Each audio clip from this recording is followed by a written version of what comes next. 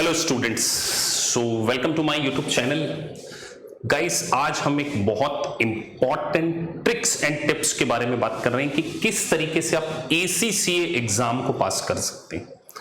देखिए, ACCA exam जो है ना, ये एक इंटरनेशनल एग्जाम, ये केवल जो आपकी जो कॉपीज है वो इंडिया में नहीं चेक होने वाली है, कंप्यूटर बेस्ड एग्जाम। और सबसे इंपॉर्टेंट बात, एक चार्टर्ड अकाउंटेंसी का प्रोफेशन है, ग्लोबल चार्टर्ड अकाउंटेंसी का प्रोफेशन।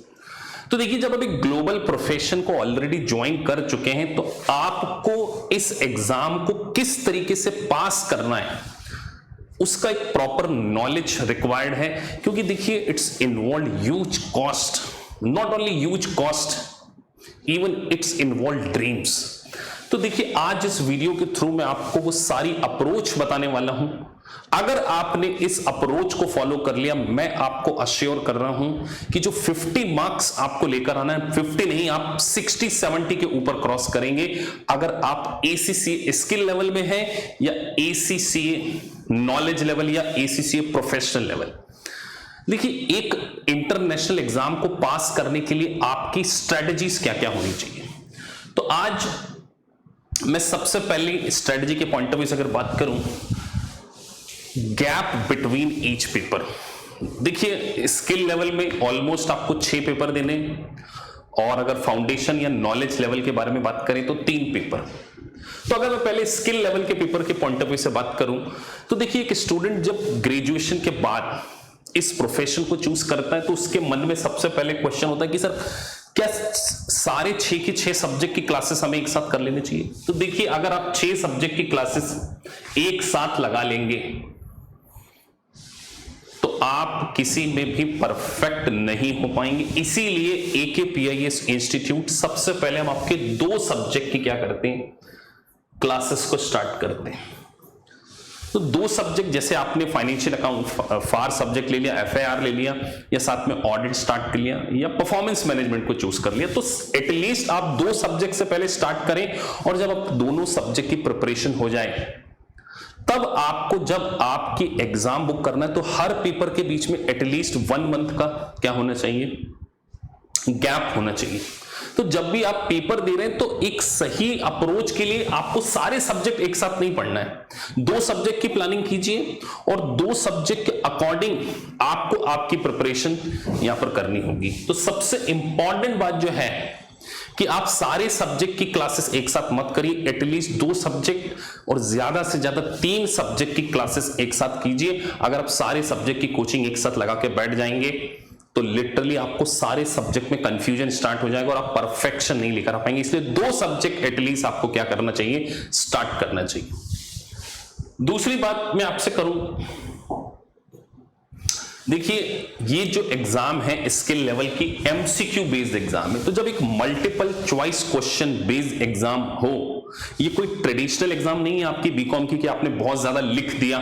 तो जो 70-50% जो पोर्शन है वो multiple choice question based exam है। अगर मैं नॉलेज लेवल की बात करूं तो पूरा 100% जो पोर्शन है वो आपका कवर होता है MCQ। लेकिन स्किल लेवल में MCQ और डिस्क्रिप्टिव दोनों का कॉम्बिनेशन है। तो सबसे पहले मल्टीपल चॉइस क्वेश्चन को के क्वेश्चंस को अप्रोच करने की जो मेथड है वो क्वाइट डिफरेंट होगी। तो सबसे पहली चीज मैं आपसे कहूं कि आपको एलिमिनेशन टेक्निक्स पता होनी चाहिए। सर, एलिमिनेशन टेक्निक का क्या मतलब होता है? आप सोचिए, नेगेटिव मार्किंग इस सब्जेक्ट में है नहीं, आपके पास 4 ऑप्शन है, A, B, C और D। तो आपको सबसे पहले अगर कोई क्वेश्चन का आंसर नहीं बन रहा है तो आप देखें कि चारों को पढ़ने में से कौन से 2 आपको लगता है कि नहीं हो सकते, उसको एलिमिनेट कीजिए। और फिर आप 2 में आपको ऐसा लगेगा कंफ्यूजन होगा तो यहां पर आप गेस वर्क को भी यूज कर सकते हैं। मैं बार बार कह रहा हूं कि आपको 100% पेपर को अटेम्प्ट करना चाहिए। उसका सिंपल रीजन है, यहां पर कोई नेगेटिव मार्किंग नहीं है। तो जब 100% आप पेपर अटेम्प्ट करेंगे तभी आपके पास होने के चांसेस हैं। और कई बार स्टूडेंट 1 और 2 मार्क्स से क्या हो जाते हैं, फेल हो जाते हैं। तो आपको यहां पर गैस वर्क को भी यूज करना है ताकि आपका पेपर ना छूटे, क्योंकि यहां पर किसी प्रकार की कोई नेगेटिव मार्किंग नहीं है। उसके बाद मोस्ट ऑफ द स्टूडेंट जो हैं वो केवल परफॉर्मेंस मैनेजमेंट और फाइनेंशियल मैनेजमेंट में न्यूमेरिकल के ऊपर ज्यादा फोकस करते हैं। ध्यान रखिए एसीसी के जो सिलेबस है उसका जो कॉम्बिनेशन है वो थ्योरी प्लस न्यूमेरिकल दोनों है। तो आपको एक सही तरीके से आपकी जो टेक्स्ट बुक है उसमें से समरी नोट्स किस तरीके से बनाना है। देखिए बहुत सारी इंपॉर्टेंट डेफिनेशंस होती हैं, जैसे आज मैं अगर एग्जांपल लूं F7 में या F9 में एग्जांपल लूं फाइनेंशियल मैनेजमेंट की, तो फाइनेंशियल मैनेजमेंट में कई बार आपसे छोटे छोटे क्वेश्चन आईआरआर और एनपीवी के बीच में डिफरेंसेस पूछ लिया जाता है। तो आपको एक स्टडी टेक्स्ट में से अपने समरी नोट्स डेफिनेटली बनाना चाहिए, और जब हम क्लास में पढ़ाते हैं तो डेफिनेटली मैं चीजों को हाईलाइट करता हूं कि इस पॉइंट के ऊपर क्वेश्चंस आ सकता है। तो आपको समरी नोट्स अच्छे तरीके से क्या होना चाहिए, बनाते आना चाहिए। अगर आप ये समरी नोट्स बनाएंगे तो लास्ट मोमेंट पर आपको इंटायर बुक्स को पढ़ने की जरूरत नहीं पड़ेगी। और मेरी लाइव ऑनलाइन क्लासेस पे मैं इस बात के ऊपर फोकस करता हूं कि जो इंपॉर्टेंट पॉइंट्स होते हैं उसके ऊपर एक्स्ट्रा एम्फेसिस देकर कि बच्चे उसको हाईलाइट कर लें और सही तरीके से उसकी समरी नोट्स बना लें। अगर आप समरी नोट्स बनाएंगे तो आपके एक्स्ट्रा मार्क्स डेफिनेटली आना है, क्योंकि वहां पर आप अपनी ओन लैंग्वेज में क्या कर रहे हैं, नोट्स प्रिपेयर कर रहे हैं।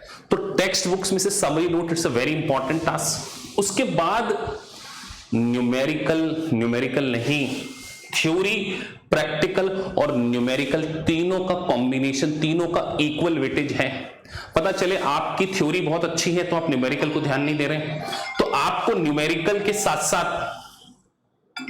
जो है वो थ्योरी सेगमेंट पे भी काफी फोकस करना चाहिए, जिससे कि आप अच्छी स्कोरिंग कर सके। तो दोनों का कॉम्बिनेशन होना चाहिए।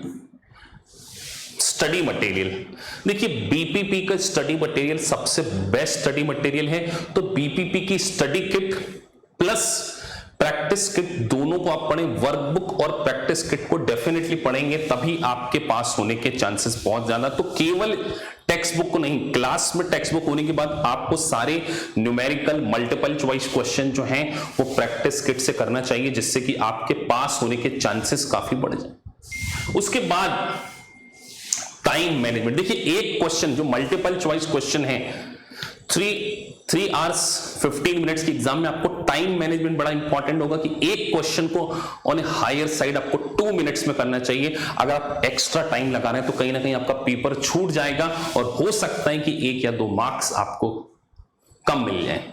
तो एक टाइम मैनेजमेंट आपको इसके लिए एसीसी के मॉक टेस्ट को डेफिनेटली देना चाहिए। और सबसे इंपॉर्टेंट ट्रिक्स है कैलकुलेटर ट्रिक्स।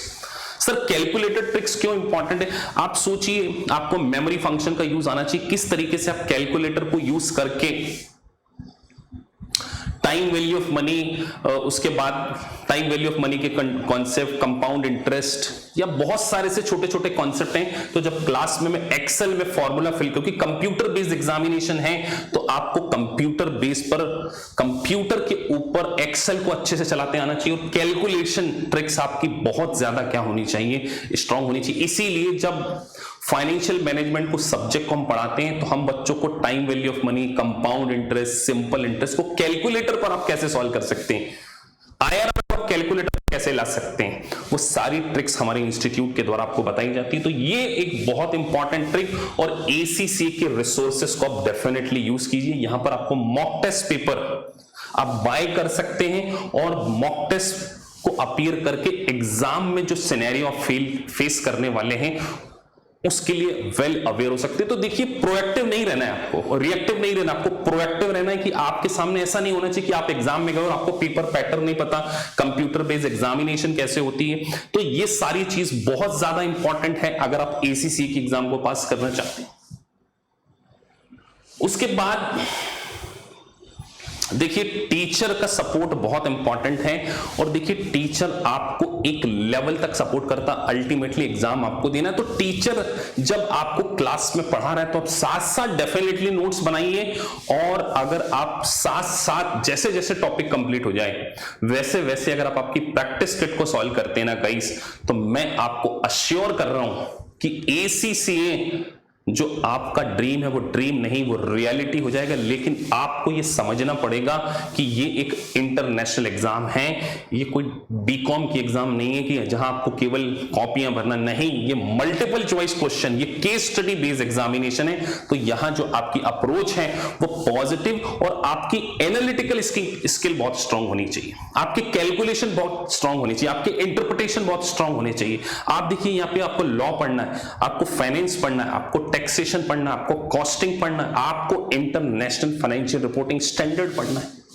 तो जब एक इंटरनेशनल एग्जाम को आप अपीयर करने जा रहे हैं तो फैकल्टी का सपोर्ट, लाइव ऑनलाइन क्लासेस और अवेयरनेस अबाउट द पैटर्न, ये सारी चीज मिलाकर आपको ACCA में क्या करती हैं, सक्सेस दिलाती हैं। तो thank you for watching this video, thank you very much for watching this video, thank you.